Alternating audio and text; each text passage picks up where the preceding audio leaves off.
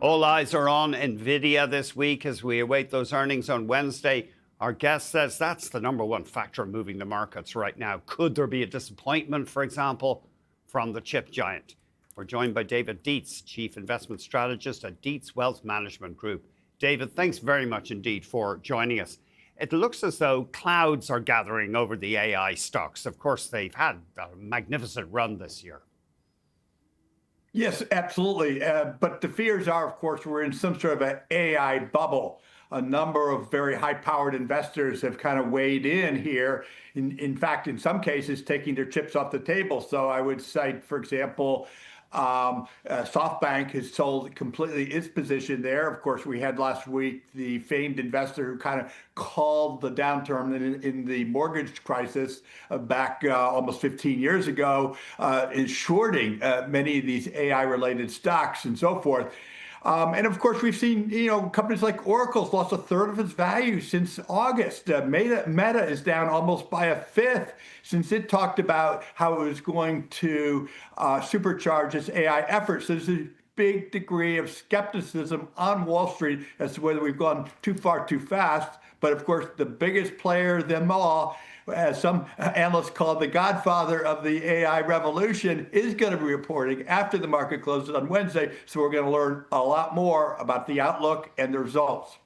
Jeffrey Gundlach, the founder of Double Line, is on the Bloomberg Odd Lots podcast, and he says he's loading up on cash. He said people should be at 20% cash, and he says there's garbage lending to private companies in private debt, and that unhealthy valuations in the U.S. stock market amid too much speculative froth. Now, it's just one guy, but he's been around for a while. Do you think there's a certain amount of recklessness in the market right now? Well, yeah, I do believe there is, insofar as you start. Not sure if David froze there. We'll try to bring him back. Okay, David, are you there? Yeah. We lost you for a second, sorry. Yeah, so sorry. I do believe that there is some craziness going on out there, and that's why that's reflected in some of the meme stock developments. Having said that, of course, some of that has gone away this month with ETFs reflecting those meme stocks pulling back significantly. So I think there is a degree of caution there, but I have the utmost respect to Jeff Gundlach. Obviously, he's a fixed income investor, not a stock investor, has tended to be conservative over the years, but one needs to be selective in this market going forward. We are getting some retail earnings, including Walmart this week. What about Walmart? Is that a stock you'd be inclined to buy right now, David? So it's a stock we would hold. Our clients hold it. I hold it. It's the premier traditional retailer out there. It's going to give us a great read on the strength of the consumer, which of course is 70% of the economy here. Having said that, the valuations are very high for a company that half of its business is simply selling groceries and so forth. What we're also going to be watching this week is a company called Target, which is, let's say, a mini Walmart, appealing more towards the middle level consumer. But this is a stock where they're in a leadership transition. The stock is down almost half from its all-time high. Wow. It does have over a 5% dividend, and they are a dividend aristocrat, meaning they have hiked that dividend for more than 25 years in a row. So they take returning money to shareholders and making a profit very seriously over at Target, 12 times earnings. So I think there is a company where if you have some a more upbeat assessment than others do in terms of the Christmas selling season, could reward investors for the rest of the year. Oh, it sure is down. You have some stock ideas for us. Fiserv, they provide a platform that lets businesses accept payments and drive sales, or a financial tech company. You like the look of this one?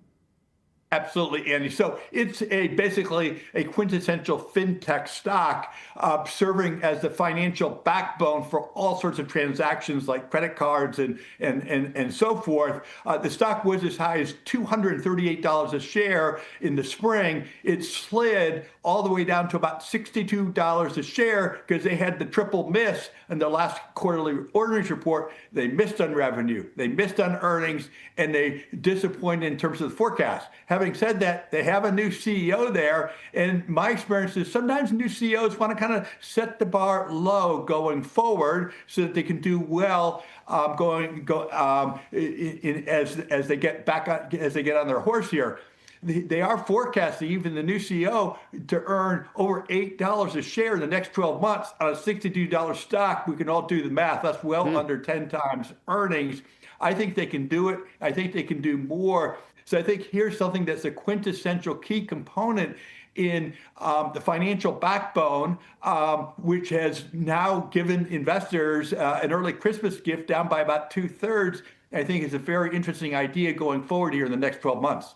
Pfizer, they, of course, have been on this quest to try to get their own diabetes/weight loss drug. You see potential here?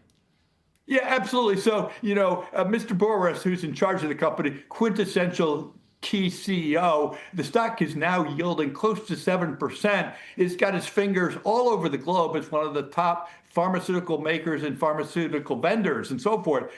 They've just made a very key acquisition that will give them a better leg up in terms of this weight loss drug business, which is, by all accounts will be very big. There's some criticism that they've overpaid. I have the confidence that they can get the synergies out of that to become a key player in what's going to be a very burgeoning market. Of course, that's not all they have. They have all sorts of anti-cancer drugs and so forth that they got through their acquisition of Seagen. So it's a blockbuster of a company with a great dividend. I'm betting on Pfizer going forward.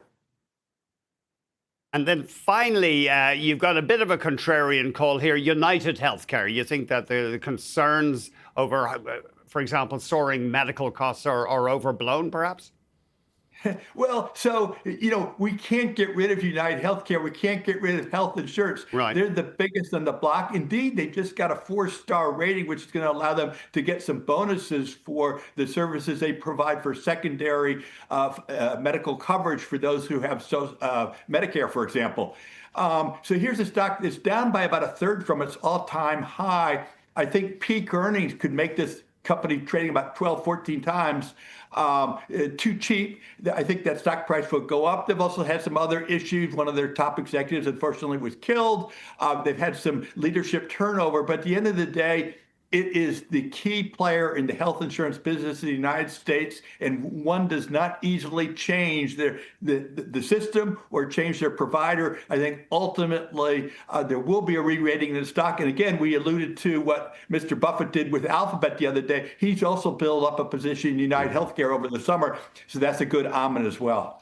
We should we're not going to show the Fiserv chart again, David, because we had a problem at our end with the chart. Now, Fiserv had a sell-off lately. Apparently, there's been management overhaul, etc. But you feel this company has staying power?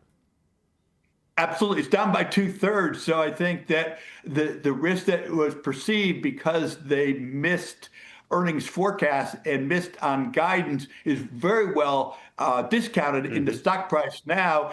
And even what they say they think they can achieve over the next 12 months under the new CEO makes this stock a virtual bargain on a valuation basis. Thanks very much. And our apologies, we had a technical glitch with the chart.